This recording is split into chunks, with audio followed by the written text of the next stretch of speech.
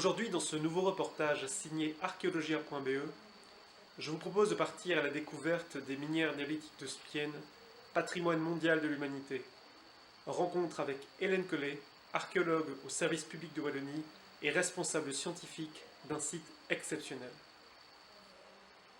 Donc on est sur le site des minières néolithiques de Silex de Spienne, un site qui est inscrit sur la liste du patrimoine mondial de l'humanité depuis 2000.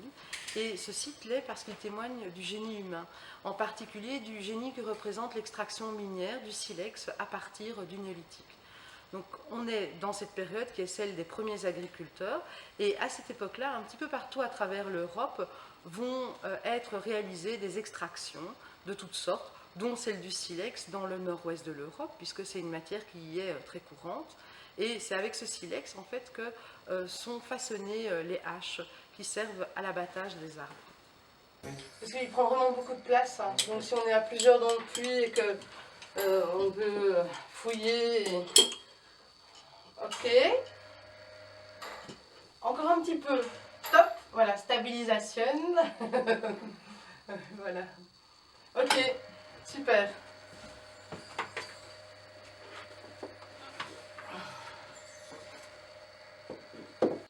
Donc ici, on voit l'emplacement de la cheminée d'accès. Donc le demi-cercle constitué de limon brun est constitué, c'est le remplissage de cette cheminée d'accès. Sur le pourtour, ce sont les craies qui sont celles de l'effondrement. Et à l'intérieur du puits d'accès, on voit ici le négatif d'un bois que l'on a fouillé. Ce bois, en fait, mesurant environ 10 cm de diamètre, et c'est un bois qui était déposé dans les remblais d'exploitation et dans la base de la cheminée.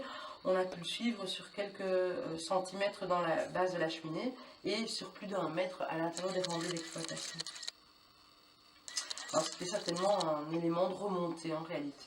Le travail qu'on fait actuellement, c'est on est dans les remblais d'exploitation, donc on est dans les niveaux qui sont contemporains de l'exploitation, de l'extraction du silex, et donc on est occupé à essayer de trouver l'extrémité de l'exploitation. Donc ici on a fait un sondage étroit, de manière à travailler dans un espace sécurisé. On est à environ 2,60 m de distance du centre du puits et on essaye de trouver l'extrémité de l'exploitation. Pour l'instant, en fait, on est encore dans les remblais, donc on n'a pas trouvé cette extrémité, et on dégage en fait différentes couches qui sont autant de témoignages du travail des mineurs. Donc par exemple, ici, ce qu'on retrouve, hein, ce sont à la fois des niveaux de circulation blancs qui sont des niveaux constitués de poudre de craie, mais qui sont particulièrement indurés.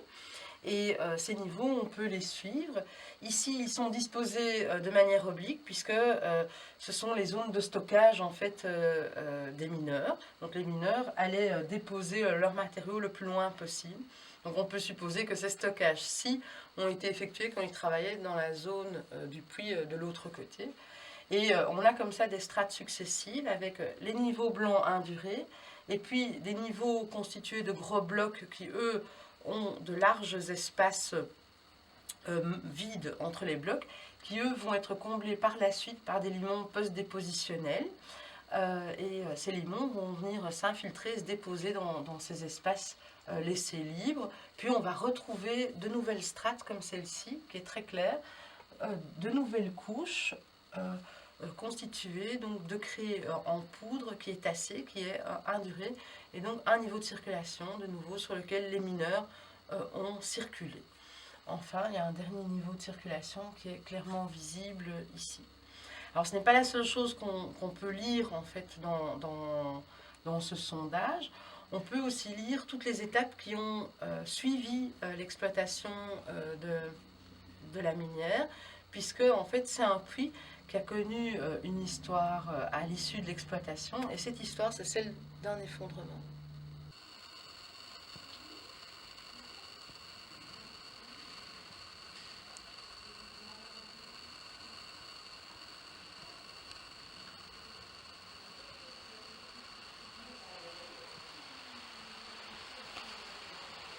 Donc en fait, les dernières couches au sommet des remblais. Ce sont des couches qui, elles, contiennent des gros blocs qui proviennent en fait de l'effondrement du toit de la minière.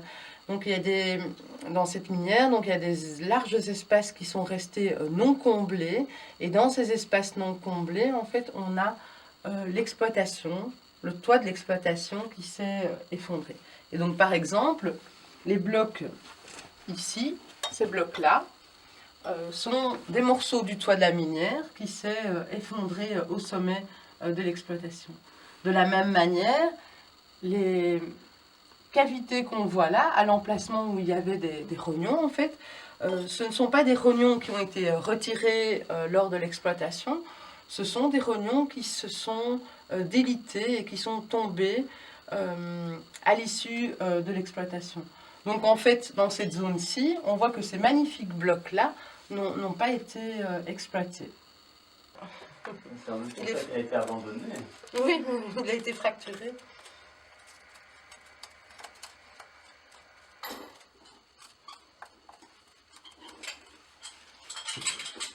Il est pas mal, il est plus dans le niveau d'exploitation, enfin dans le niveau de sol. Là. Voilà. Ici, c'est un pic en silex. Donc on est dans une minière où ce sont exclusivement des outils en silex qui ont été utilisés pour creuser les galeries dans lesquelles on se trouve. Donc tous les niveaux d'exploitation sont creusés à l'aide d'outils en silex. On pense que ces outils en silex, ils étaient emmanchés. Ça, c'est grâce à des études notamment sur les pics, et puis grâce aux expérimentations qu'en fait on a pu déterminer que ces pics étaient emmanchés.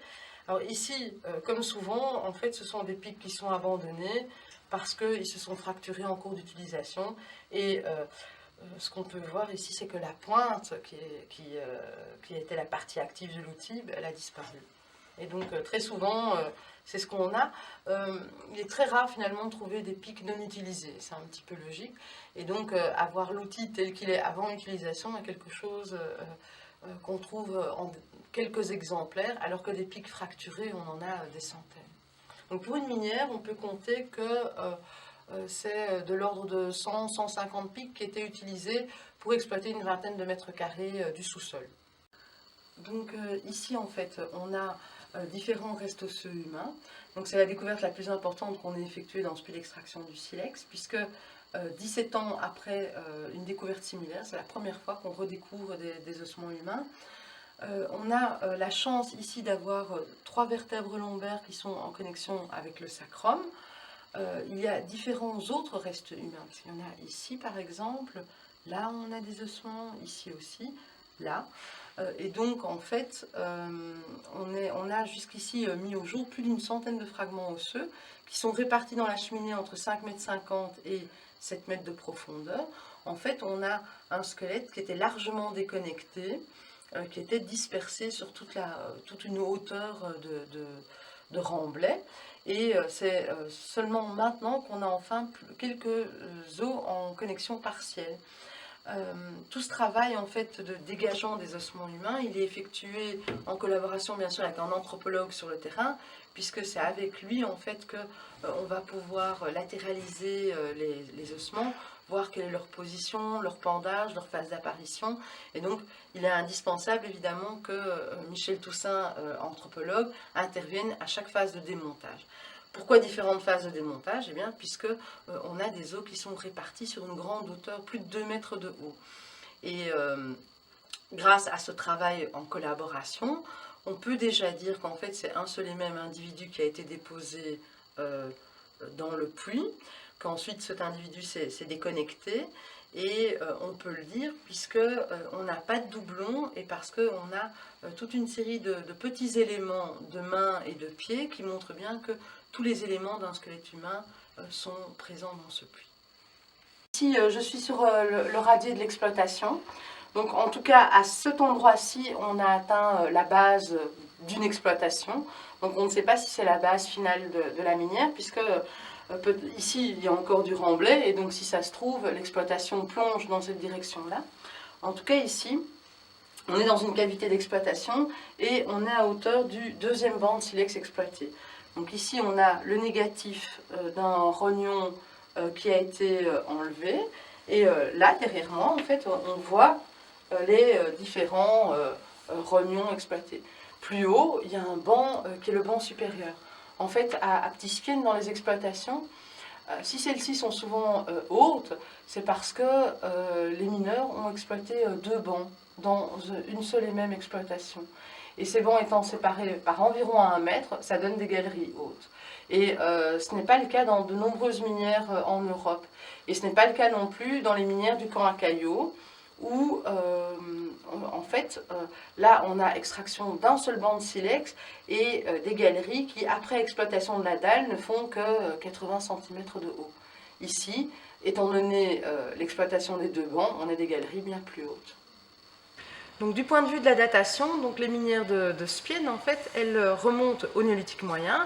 Elles démarrent aux alentours de 4300 avant notre ère pour s'achever, du point de vue de l'exploitation, aux alentours de 2800 ou 2300 avant notre ère. Sur ce point-là, on n'est pas encore complètement certain de la fin de l'exploitation à Spienne, mais on a une très belle série de datations radiocarbone que l'on peut voir ici, avec donc un démarrage en 4300 et une fin d'exploitation après 3000, qui montre que le site a été exploité au minimum pendant plus de 1000 ans.